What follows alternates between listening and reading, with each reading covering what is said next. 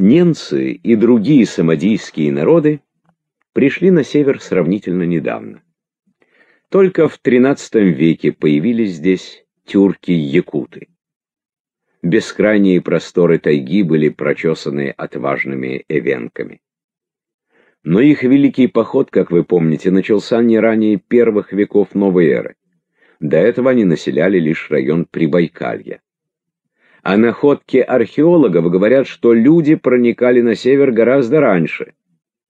Уже в отдаленнейшем прошлом, по крайней мере 20-25 тысяч лет назад, древние охотничьи племена начинают осваивать север, спускаясь по долине реки Лены все дальше и глубже на север, все ближе к Северному Ледовитому океану, пишет академик Окладников, один из колумбов сибирской археологии.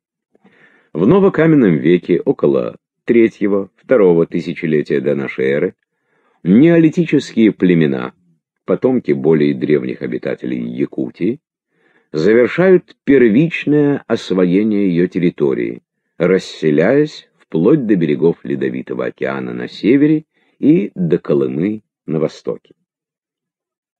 На Колыме и другой сибирской реке Алазеи живет один из самых малочисленных народов нашей страны – юкагиры.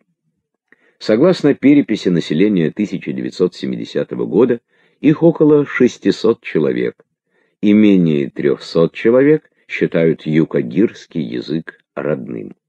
Но когда-то юкагиров было гораздо больше, и они занимали территорию, во много раз превосходящую нынешние районы их обитания.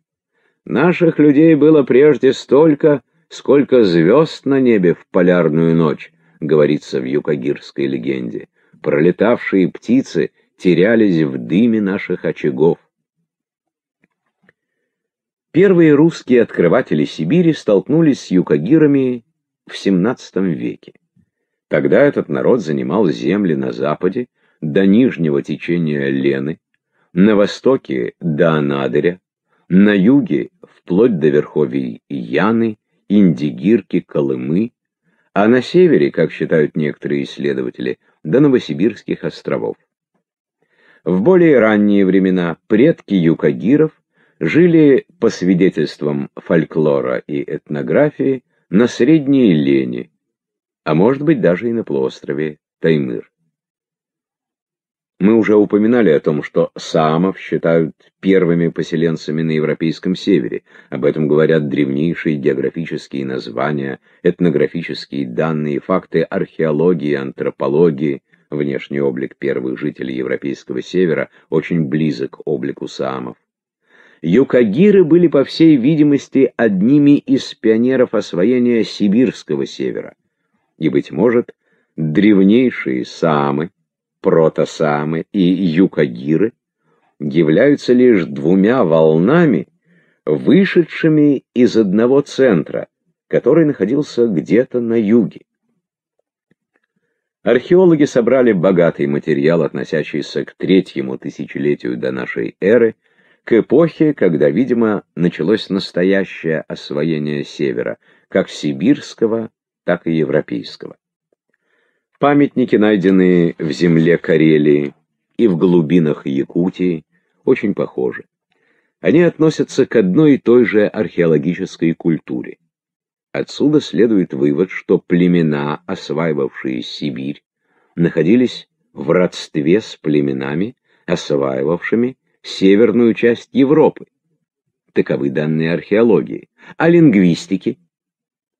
Если древнейшие сибирские племена — это предки юкагиров, а европейские предки саамов, то, быть может, удастся обнаружить и родство протосаамского и юкагирского языков.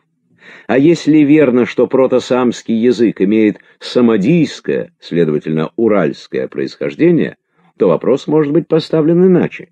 Не является ли язык юкагиров обособившимся уральским языком? Многие лингвисты отвечают на этот вопрос положительно. И тогда становится возможным нарисовать следующую картину древнейшего освоения севера Евразии.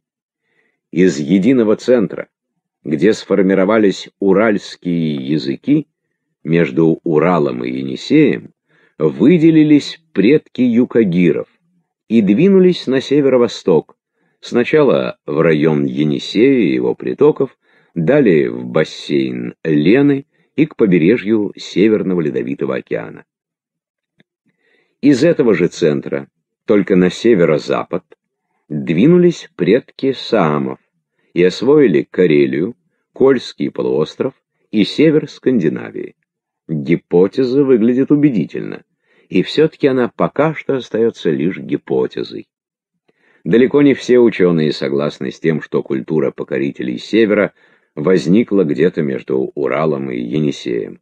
Например, академик Окладников считает, что она сформировалась в Предбайкалье, еще в те времена, когда жители этого района жили у края великих ледников.